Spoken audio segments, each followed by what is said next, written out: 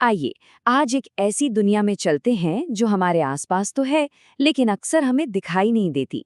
एक ऐसी जटिल मशीनरी जो स्थानीय स्कूलों से लेकर दुनिया के सबसे विशाल और ताकतवर राष्ट्रों तक सब कुछ संचालित कर रही है। सिविल सेवा परीक्षाओं, समाजशास्त्र या राजनीति विज्ञान के छात्रों के लिए तो ये विषय बेहद अहम है ही, लेकिन वैसे भी ये समझना बहुत दिलचस्प है कि फाइलों, नियमों और प्रक्रियाओं से चलने वाला ये भारी भरकम तंत्र आखिर काम कैसे करता है। इस विश्लेषण में हम इस पूरी व्यवस्था को समझेंगे। इसकी शुरुआत करेंगे नौकरशाही की उत्पत्ति से, फिर समझेंगे मैक्स वेबर के मशहूर आदर्श मॉडल को। इसके बाद हम अलग-अलग समाजशास्त्रीय दृष्टिकोणों पर नजर डालेंगे। इस व्यवस्था की सबसे बड़ी खामी यानी लौह पिंजरे की अवधारणा को डिकोड करेंगे और अंत में देखेंगे कि आधुनिक राज्यों में ये कैसे काम करता है। तो चलिए सबसे पहले इसके इतिहास के पन्ने पलटते हैं और समझते हैं कि ये पूरी अवधारणा आखिर शुरू कहाँ से हुई। ब्यूरोक्रेसी या नौकरशाही शब्द की व्युत्पत्ति बड़ी ही दिलचस्प है। इसका शाब्दिक अर्थ होता है डेस्क द्वारा शासन। दरअसल ये फ्रांसीसी शब्द ब्यूरो से आता है। 18वीं सदी के फ्रांस में सार्वजनिक अधिकारी अपनी मेजों को एक खास गहरे रंग के कपड़े से ढकते थे जिसे ब्यूरो कहा जाता था। इसके साथ जुड़ गया ग्रीक शब्द क्रेटोस, जिसका मतलब है सत्ता या शक्ति। धीरे धीरे इसी मेज से शासन चलाने की प्रक्रिया ब्यूरोक्रेसी कहलाने लगी। और यहाँ एक बड़ी मजेदार बात है। फ्रांसीसी अर्थशास्त्री डी गोर्नाई ने जब पहली बार इस शब्द को गढ़ा था तो कोई तारीफ नहीं की थी, बल्कि उन्होंने इसे एक शिकायत के तौर पर इस्तेमाल किया था। उस वक्त की व्यवस्था पर तंज कसते हुए उन्होंने इसे ब्यूरोमेनिया नाम की एक बीमारी बताया था। उनका साफ मानना था कि अधिकारी जन्ना का काम करने के बजाय सिर्फ और सिर्फ खुद के लिए सत्ता हथियाने में लगे हुए थे। आज अगर हम देखें तो इस व्यवस्था से बचना लगभग नामुमकिन है। ये सिर्फ सरकारी दफ्तरों तक सीमित नहीं है। हम हर दिन जिस भी बड़े सिस्टम पर निर्भर हैं, चाहे वो स्कूल हो, अस्पताल हो, पुलिस हो, टैक्स विभाग हो या फिर कोई मल्टीनेशनल कॉरपोरेशन, हर जगह इसी प्रशासनिक ढांचे का ही राज है। अब सवाल ये उठता है कि इस ढांचे का आर्किटेक्ट किसे माना जाए। यही बात आती है मैक्स वेबर की, जिन्होंने नौकरशाही को संगठनात्मक दक्षता का सबसे बेहतरीन और आदर्श मॉडल माना था।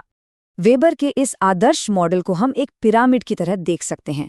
इसकी नींव में है श्रम विभाजन, यानी हर काम के लिए एक खास विशेषज्ञ। इसके ऊपर आते हैं सख्त और लिखित नियम। फिर बारी आती है योग्यता के आधार पर भर्ती की, बिना किसी पक्षपात या अव्यक्तिकता के काम करने की। और सबसे ऊपर होती है अधिकारों की एक स्पष्ट श्रृंखला, यानी चेन ऑफ कमांड। वेबर का मानना था कि अगर कोई संगठन इस तरह काम करे तो वो बेहतरीन नतीजे दे सकता है। वेबर ने एक बहुत ही महत्वपूर्ण बात पर जोर दिया। उन्होंने कहा कि एक सच्ची नौकरशाही को पारंपरिक सत्ता से पूरी तरह दूर होना चाहिए। मतलब राजा महाराजाओं के दौर की तरह भाई भतीजावाद या रिश्तेदारों को पद बांटने वाला सिस्टम यहाँ बिल्कुल नहीं चलेगा। इसके बजाय सारी शक्ति एक तार्किक कानूनी या रैशनल लीगल प्रणाली से आनी चाहिए। इस प्रणाली में किसी भी पद पर नियुक्ति कठिन प्रतियोगी परीक्षाओं और सिर्फ पेशेवर क्षमता के आधार पर ही होती है। लेकिन क्या वेबर की इस बात से हर कोई सहमत था? बिल्कुल नहीं।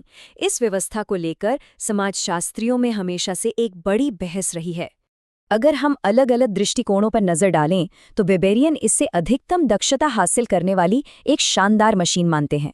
जो प्रकार्यवादी यानी फंक्शनलिस्ट हैं, उन्हें लगता है कि बड़े संस्थानों को स्थिरता देने और बिना रुकावट के चलाने के लिए ये बहुत जरूरी है। लेकिन मार्क्सवादी सिद्धांत पूरी तरह से एक अलग और चेतावनी भरी तस्वीर पेश करता है। उनके अनुसार नौकरशाही कोई तटस्थ मशीन नहीं है। ये शक्तिशाली और प्रभुत्वशाली वर्ग का एक औजार है जिसके जरिए वे समाज के कमजोर वर्गों पर अपना दबदबा और नियंत्रण बनाए रखते हैं। कागज पर तो ये पूरी व्यवस्था बहुत शानदार और तर्कसंगत लगती है, लेकिन क्या जमीनी हकीकत भी इतनी ही आदर्श है? यहीं से इस व्यवस्था की असली कमियां सामने आनी शुरू होती हैं।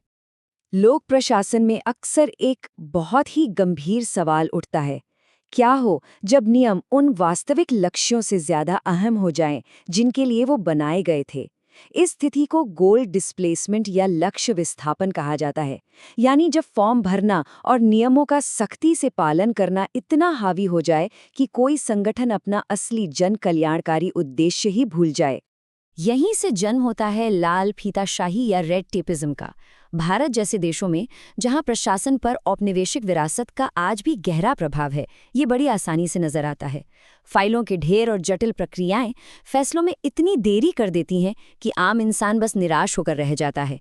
और सिर्फ जनता ही नहीं, खुद कर्मचारी भी इस बड़ी सी मशीन का एक छोटा सा पुर्जा बनकर रह जाते हैं, जहां निचले स्तर पर कोई नई पहल करने की कोई गुंजाइश ही नहीं बचती। और इस बात का अंदाजा खुद मैक्स वेबर को भी था। उन्होंने इसे तार्किकता का लौह पिंजरा या आयरन केज ऑफ रैशनैलिटी कहा था। ये एक बहुत बड़ा विरोधाभास है। नौकरशाही की सबसे बड़ी ताकत ये मानी जाती है कि वो भावनाओं से रहित होकर निष्पक्ष काम करती है, लेकिन यही खूबी वास्तविक दुनिया में एम्पैथी या सहानुभूति की भारी कमी का कारण बन जाती है।